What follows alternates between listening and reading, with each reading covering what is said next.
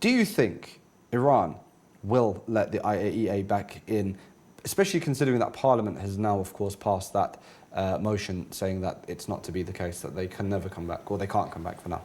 I just want to take it back a few steps and add on to what my colleague said from Ireland and what you've added, that it's never been about nuclear weapons or nuclear enrichment. Iran stands on a corridor that links the east to the west. It stands between China, Europe, and Africa. And then it stands between the north, the Europeans, Russia, and India and Africa. Whoever controls Iran not only controls the natural minerals of Iran, but decides how powerful the economy of China will proceed forward. Who is the only country in the world right now that is threatened most by China? The United States. And so Israel is never in control of the United States. The United States is in control of Israel as a colony entity and uses it as an attack dog to control these Western Asian countries, specifically trying to always keep Iran down. So the fact that Iran has passed legislation, all of these are the small details to the bigger picture, to the bigger mosaic that is Iran's independence.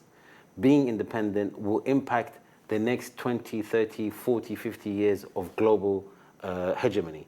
Will it be one country followed by the Europeans behind it dictating to the world, again, as it did in the last 60, 70 years after World War II?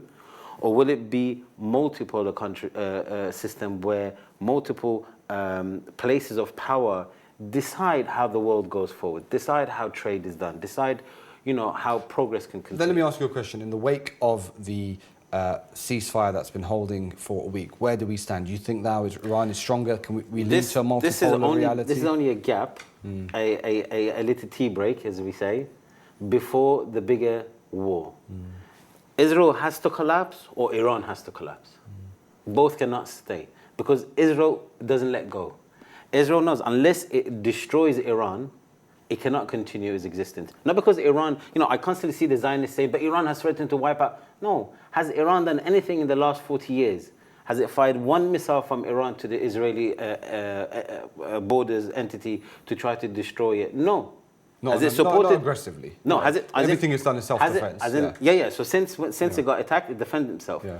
But the only country that has been causing terrorist activities, sabotage, killing scientists, economic warfare, all of these other things, is Israel towards Iran. Israel is the one who's trying to wipe Iran off the map.